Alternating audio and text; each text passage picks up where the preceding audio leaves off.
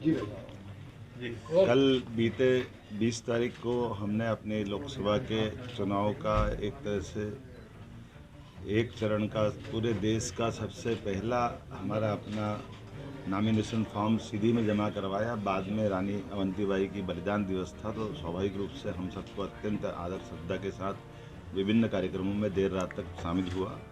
मुझे इस बात का संतोष है कि हमारा ये पूरा वीरों का क्षेत्र, खास करके गोंडवाना के काल से लगाकर उसके पूर्ववर्ती काल में, जिसने सदैव आज़ादी की अलग जगाई, और अभी वर्तमान में यशस्वी प्रधानमंत्री श्रीमान नरेंद्र मोदी जी के नेतृत्व में हमने अपनी नई शिक्षा नीति 2020 का भी जो प्रदेश में देश में सबसे पहले लागू किया, उसका परिणाम है कि हमारे सारे महापुरुषों को हमने पाठ्यक्रम में स्थान दिया।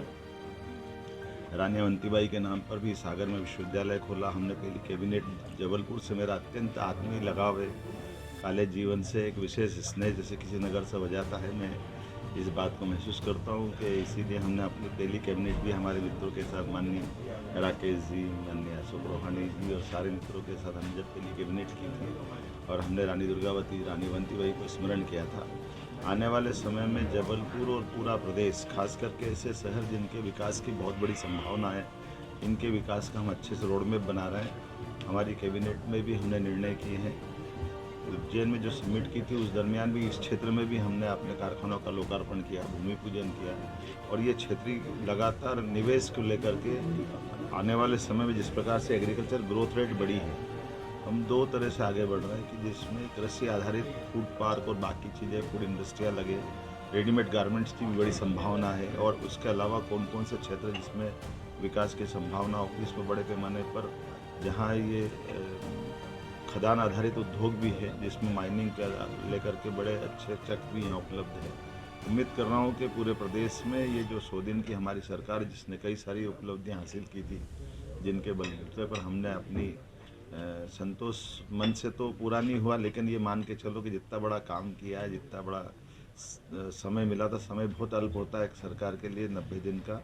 ऐसे में सरकार का गठन, मंत्रिमंडल का गठन, तमाम प्रकार की बदलाव के बावजूद भी हमें संतोष है। यशस्वी प्रधानमंत्री ने जो हम सबको मार्गदर्शन दिया, हम उनके नेतृत्व में इस चुनाव की तरफ बढ़ गए हैं, और जिस प्रकार से जनता का रिस्पांस मिल रहा है वो काबिल तारीफ है। निश्चित रूप से हमारे इस माननीय मोदी जी का जो लहर चल रही है, ये हालत है कि कांग्रेस को प्रत्याशी भी नहीं मिल पा रहे। आज की स्थिति में जब हमने सारे प्रत्याशी लगभग 10 दिन पहले डिक्लेयर कर चुके कांग्रेस को, आज सारे बड़े बड़े महानगर से उनकी सीटों पे कोई प्रत्याशी नहीं मिल रहे। जनता का रिस्पांस भाजपा के साथ है, माननीय मोदी जी के साथ है, और मोदी जी के नेतृत्व में भाजपा फिर एक प्रचंड बहुमत की जीत की तरफ बढ़ रही है। और ये जो हमारा टारगेट था 2014 में हम 27 जीते, 2019 में 28 जीते, और अब क्लीन स्वीप करने वाले हैं। और जो अब की बार 400 पार माननीय मोदी जी का जो नारा है, निश्चित रूप से हम उस दिशा में आगे बढ़ रहे हैं। मेरी अपनी ओर से प्रदेश की जनता को ये आश्वस्त करना चाहूँगा कि माननीय मोदी जी के नेतृत्व में डबल इंजन की सरकार द्रुत गति से आगे बढ़ेगी, और विकास के किसी मामले में कोई कोर कसर बाकी नहीं रहेगी। बहुत धन्यवाद। भाई साहब एक सेकंड।